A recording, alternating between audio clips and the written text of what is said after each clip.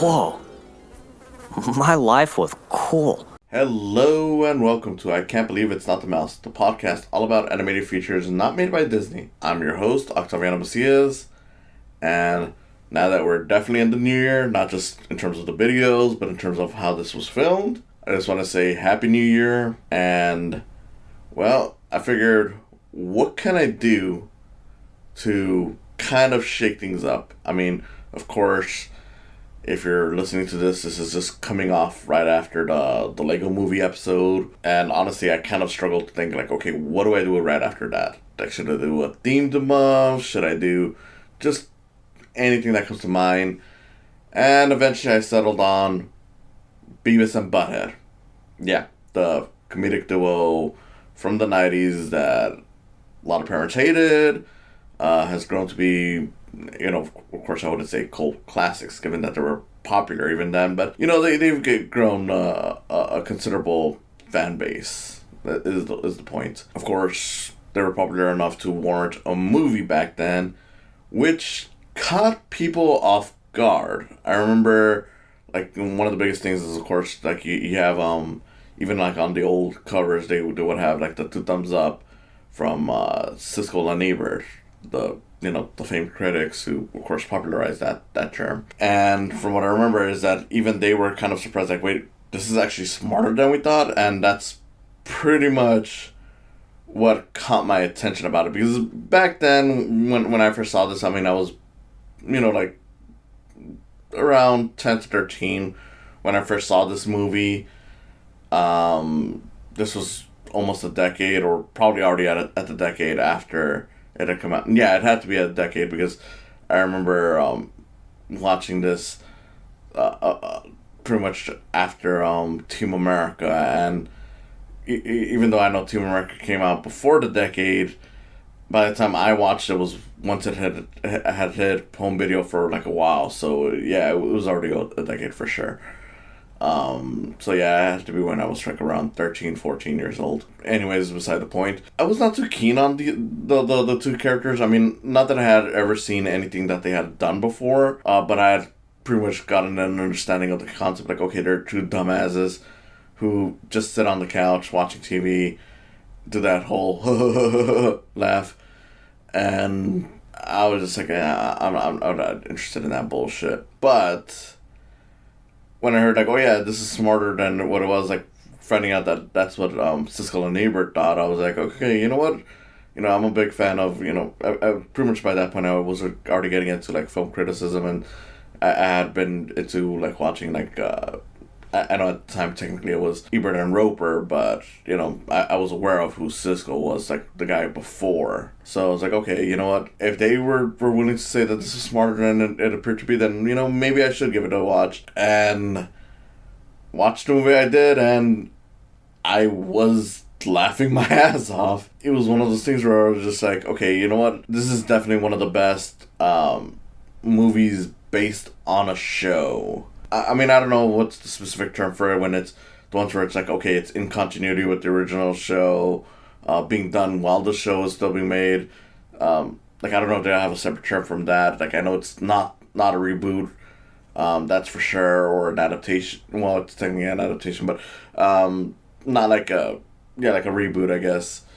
It's just while the show was still around, still going with the same team and all that stuff. This is definitely one of the best ones, if not the best, for me, because I'm just like, for something that I had never actually sat down to watch and understand, this was so much smarter than it needed to be. So, yeah, this show that I have never seen before, and I really enjoyed the movie. Like, it was a really good interpretation of what the show was, especially once I got around to watching the show and realizing, okay, so even though these guys are dumbasses, part of the humor is that you kind of realize, like, everyone around them is just as dumb, if not dumber, for letting them get away with their bullshit. And that's kind of funny. Like, at times it's a very smart satire on, society because of that. So that was definitely something that caught me off guard. And of course, one of the things that I love about the movie is just that it is one of the smarter ones in terms of how they handle it being a movie based on a show, which is part of why I also consider it to be one of the best ones that they've done.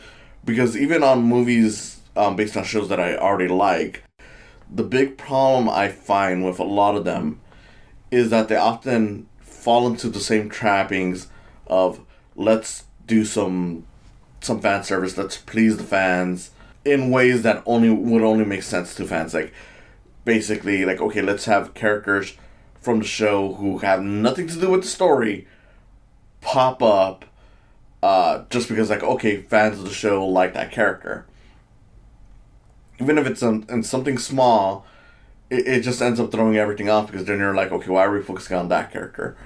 And then even going beyond that, you also have a lot of times they do things where it's like, okay, let's throw in some maybe like jokes or plot points from the show in a way that, again, will not really make sense to newcomers. And that's always been a problem. Some of them do it well. Like, I think the Simpsons movie does it really well, even if you're not a fan of the show. But even then, it still does fall into those trappings where it's like, you kind of could have cut you could have cut out some of this stuff, and it probably would have made for a better movie for the general audiences. Like I get it, you want to please the fans, but at the same time, like the story that you're doing does not demand these characters. Because after having watched the show, I realized like, okay, there's a lot of characters that were regulars on the show that do not appear in this movie, or at the very least only appear in the background. Like you have characters like Daria or Beavis and Butthead like have this essentially third group member. Not really, but he's kind of like this naive younger kid who kind of pals around with them, trying to be cool like them, but he's not. I'm forgetting his name right now. There's also another character that they look up to called Todd, who's an asshole. But again, these characters do not appear in the movie. Their coach doesn't appear. Realistically, it's only one of the teachers and one of the principals that shows up. Aside from a very small reference, you don't even see them at their workplace because that was one of the things that surprised me when I watched the show. It was like, yeah, they actually work at a burger joint. Surprisingly, someone actually let these two dumbasses work at a fast food place. And I get it, you have stupid teens working there, but, if you've seen the show and know these characters, you know why that's a very bad idea. But anyways, at that point, I'm just talking about just the show. And we're here to talk about the movie, which the movie, I mean, aside from the critical aspect of it, what caught my attention was realizing that the plot was this very simple premise that just gets ballooned. And I always love it when movies do that, where it's like, it's this one little thing that goes wrong, and because of that, we just explore upon this whole thing. Like, in this case, it was that at the start of the movie, they wake up, and their TV is missing. It's like, okay, great, that's your plot of the movie. Beavis and Butthead are in search of a TV, because the TV they had is missing. Great. And it's funny because even in that scene, you kind of realize how stupid they are, because the guys who had stole their TV weren't even all the way gone by the time they wake up and notice this. And pretty much the brunette of the two, because there's, of course, they're separate characters, pretty much. You have Butthead basically looking all around. There's signs of, like, the broken window, the footsteps, and everything, the door open, and can't even put 2 and 2, or in this case, 3 and 3, I guess, together. That, like, this is all showcasing the whole scene, how it played out, and what happened to our TV. The cameraman, like, and of course, this is not my take on it. I think it was Ebert who said it. The cameraman is even pointing exactly at the spots that Butthead needs to look at to understand what just happened. That's funny. And even all these years after, the movie is still funny. So after they go on this little search for a TV. They accidentally stumble upon a guy who's putting a hit on his wife. So they're hired to pretty much to go kill this guy's wife. Unfortunately, the guy decides to say, "Oh, I need you to do my wife." Beavis and Butthead, being the horny little dipshits that they are, think that he means like, okay, so he's paying us to fuck his wife. Why not? So they go off. They find this lady in Vegas, and then she pretty much promises to pay them, like, so long as they go to Washington to meet up with her. And without them knowing, she stores this little chip that contains like some kind of disease, like it's something that'll kill so many people. Not COVID, I promise you, this was done decades before COVID. Like, or they don't know about it, but they're going to it. Like, she sells it onto the pants of Beavis, the blonde one. And so the whole thing is just pretty much this big road trip as the government is trying to find them, because the government gets heads up, like, hey, look, there's these kids who have this dangerous biological warfare technology on them. So they're looking around, and this is an insane movie, but it's so simple, and it's blown out of proportions. It is crazy, and it's a proper representation of the show on top of that, because on an average episode of Beavis and Butthead, they get into shenanigans because people misunderstand them for, mistake them for like different people, or misunderstand their goals in places. They just walk through different places, and they say something that Beavis and Butthead misinterpret, but then they misinterpret Beavis and Butthead. That's pretty much your whole premise. But this is on a bigger scale because they're running around the country. Like, at some point, they accidentally hitch a ride with some nuns, so you get a whole montage of them pretty much doing a bunch of stupid shit with the nuns getting frustrated, eventually even leaving them, because they're like, yeah, there's no hope for these guys. But along the way, they also pretty much accidentally get people to confess their sins to them, because they get into like those little booths that priests have for confessions, and which it results in a really great joke where once they're leaving, like, I don't know if I should say it or not, but it's a really great joke which shows like, yeah, even God is fed up with their bullshit, but apparently he won't do too much to get rid of them, or Beavis and Butthead are just that strong. But anyways, so yeah, that's your basic premise, and along the way, there's also a recurring gag with their neighbor Tom Anderson, who, if you've never seen the show, it's pretty much like this older guy. He's a veteran. He's pretty much like, if you've ever seen Mike Judge's other show, King of the Hill, he's pretty much like the Hank Hill of the series. Like, it's even the same voice, but much older, of course. And he pretty much gets screwed over repeatedly to the point that even by the end, he still gets really screwed over for your antics. But whatever, it's a happy ending. I mean, in a way, part of the charm of this movie is that, imagine if you got an actual serious movie about this, where two guys are going on a cross-country road trip, not realizing that they're part of a bigger plan involving some criminals, and the government gets involved. Like, imagine like a serious version of that kind of story. Only now you got Beavis and Butthead in it. That's kind of the charm of this movie. And I love it for that. I mean, right down to the couple that shows up in this movie, like the guy that initially gives him the job to kill his wife, and then the wife, are played by Bruce Willis and Demi Moore, who were at the time together. And it's a perfect example of how celebrity voice casting can work, because it was like, okay, we got it. We got this, great couple that were, known for like more serious action movies, or just, dramas. Here being turned into like these trashy, alcoholic, people who are just trying to screw over, these dumbasses. And of course that's why it works. It feels like something that would legit be a movie they would star in. Only now it's got two dumbasses in there. It's kind of like the whole Muppet thing where it's like, hey, look, it's a serious version of the Christmas Carol, and then the Muppets show up,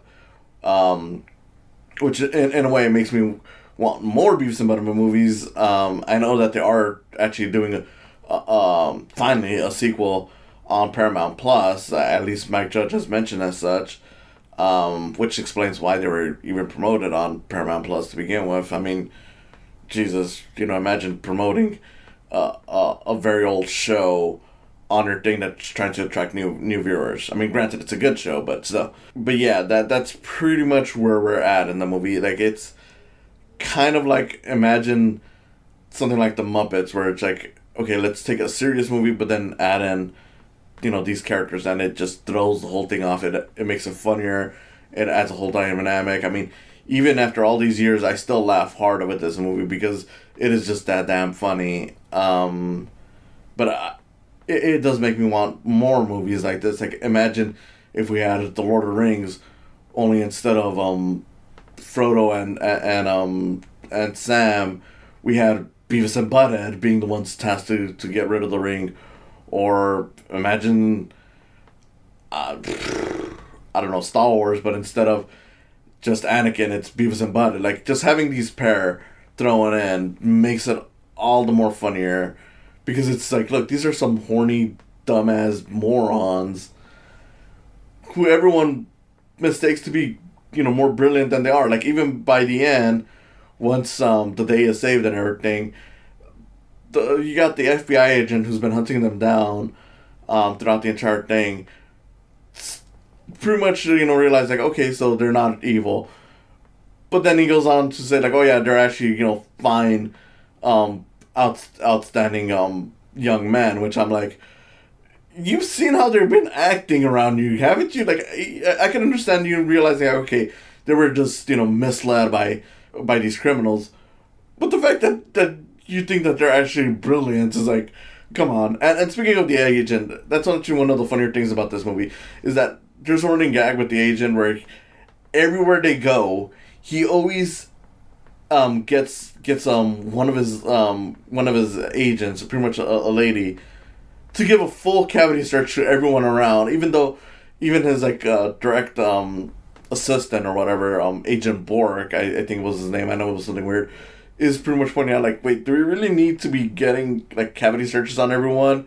And he's like, yes, we have to get it as detailed as possible, because everyone here could be, connected in some way.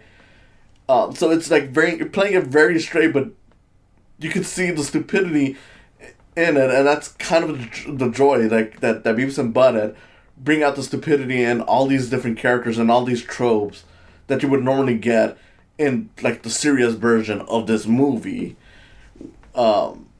It's just hilarious, and I was just laughing the whole way through, because I'm just like, this guy really doesn't know anything. Like, he is, showcased to be competent and everything, but it's like everything that he's piecing together is completely wrong, because he's dealing with two of the dumbest morons to ever walk animation, but he doesn't know it. And that, I know I'm, definitely sounding like a broken record, constantly pointing out that it's a funny movie, but it's the thing. It's just, wow, it's just a brilliant piece of animation. Like, it's definitely one of the funniest movies I've ever seen, because of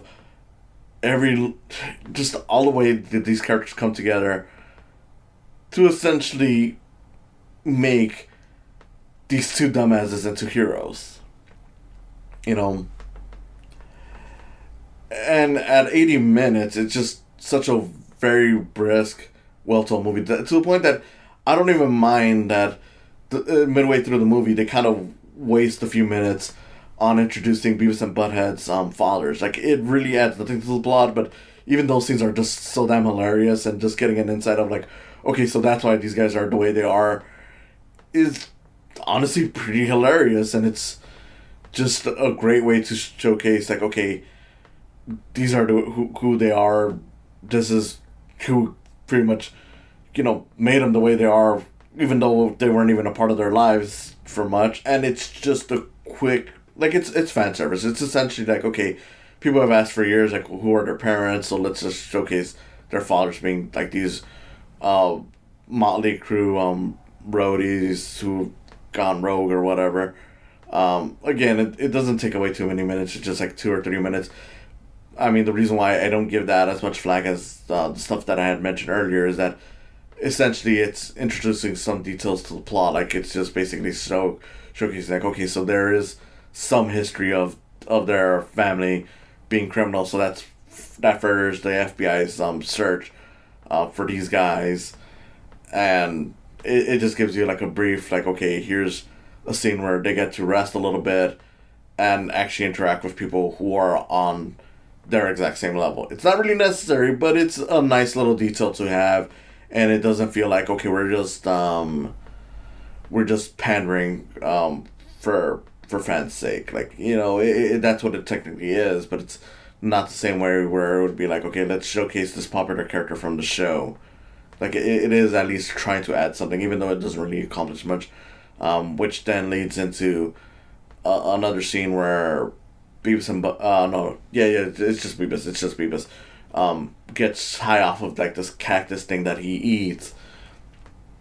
So you get this really trippy animation sequence based off of Rob Zombie's artwork. It's not really. I guess you could say that it's kind of a waste of time in the movie. But you know what? I'm like, you know what?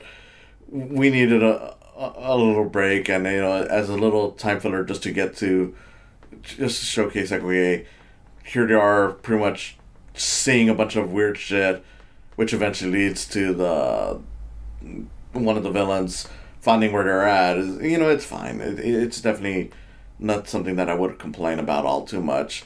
But I guess I should mention that before someone mentions, like, hey, you said that this movie was very, fast paced and, didn't have fan service or whatever, but, here's that scene and here's that scene.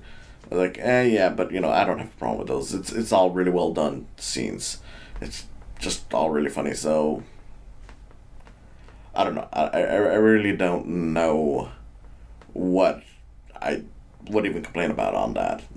The only thing I can say is that, of course, this has been seen by a lot of people. It's a very, very popular movie. I mean, it, of course, is not the biggest hit now because we've had other big hits through animation, whether it's adult animation or not. But, I would say if you haven't seen it, just prepare to laugh your ass off. You're going to be having a really good time with this one. It's a very funny movie. It's very well told. It's very fast. And even if you had reservations because of the Beavis and Butthead characters being idiots, trust me, this is one where they actually do it really well, and I'm impressed at how smart it is. Like, it is a movie about dumb characters, but it is very well written and very smart, and it just hits it all right. I mean, even I really don't know. It's like I said, one of the best movies based on a TV show, if not the best in terms of ones that were made during the show's lifetime or whatever. It's honestly just great, and I just laugh. I mean, granted, not the way Beavis and Butthead laugh, not the huhuhuhuh laugh, but I laugh hearing that. So yeah, I mean, go watch it. I don't know why anyone would. I mean, I know why people would hesitate, but I don't know why anyone would hesitate after hearing that. Yeah, it's not as stupid as it seems on face value, but it's a great one. So with that, I think I'll just close it off. I mean, there's really not much I can say. I mean, it's a great comedy. It's funny. It's well done.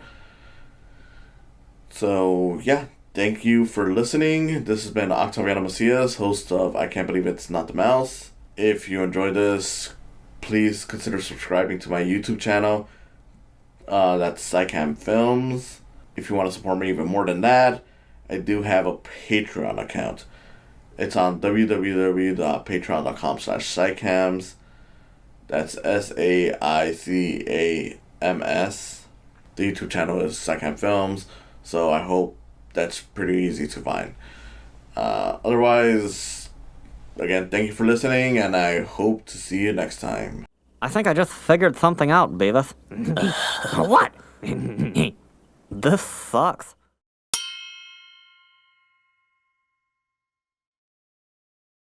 Hey, just wanted to say thank you for watching the video. If you enjoyed it, please subscribe. Comment below if you had any thoughts on this. And if you want to support me even more, there's always the option of Patreon. Yes, I have a Patreon. Patreon would be a great way to help me grow this channel, as it's a great way to get equipment, a great way to let me know what you guys like, and it's a great way to help me financially. Just saying, the more I have on Patreon, the more time I'll have for these videos. Anyway, thanks again for watching. Please like, comment, subscribe, and I'll see you next time.